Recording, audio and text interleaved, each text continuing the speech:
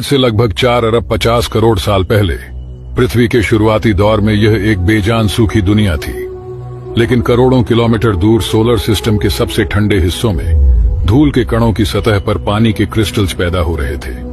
समय के साथ धूल के इन कणों ने करोड़ों की तादाद में आपस में जोड़कर एस्टेरॉइड्स की शक्ल ले ली। लेकिन उस समय तक ये पृथ्वी की पहुंच से काफी दूर थे। किस्मत से एक बहुत बड़ा ग्रह उस समय तेजी से आगे बढ़ रहा था। ये था जुपिटर यानी बृहस्पति का शुरुआती रूप, जो बहुत बड़ा था।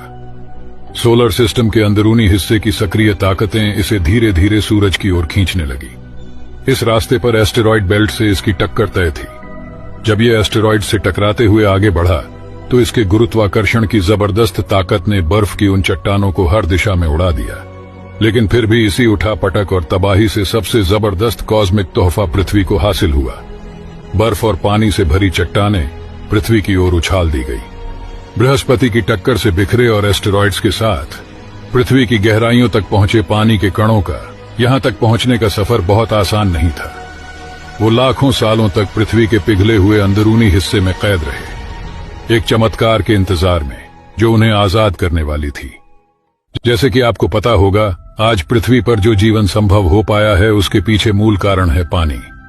वैज्ञानिकों के मुताबिक आज से करोड़ों साल पहले जब पानी एस्टेरॉइड्स के जरिए पृथ्वी तक पहुंचकर इसकी गहराई में समा गया तो ये क्रिस्टल्स के शक्ल में चट्टानों में कैद था, पृथ्वी की सतह के बहुत अंदर। ये करोड़ों सालों तक मैग्मा के एक बड़े से समंदर के नीचे दफन रहा। लेकिन फिर पृथ्वी धीरे धीरे ठंडी होने लगी। इसकी सतह सख्त होकर एक मोटे क्रस्ट में बदल गई और फिर आखिरकार अंदर का उबलता हुआ हिस्सा ज्वालामुखियों के रूप में फूट पड़ा। बड़े बड़े ज्वालामुखियों ने गैस और भाप को आसमान में कई किलोमीटर की ऊंचाई तक उछाल दिया। इतने उथल पुथल के बाद आखिरकार पानी के कण आजाद हो गए और उन्होंने शुरुआती बादलों का निर्माण किया। करोड़ों सालों तक ये बादल बनते और बढ़ते रहे और इनमें पानी की मात्रा भी बढ़ती गई। ये तब तक जारी रहा जब तक तापमान इतना कम नहीं हो गया कि बारिश की शुरुआती बूंदें आकार लेकर गिर सके।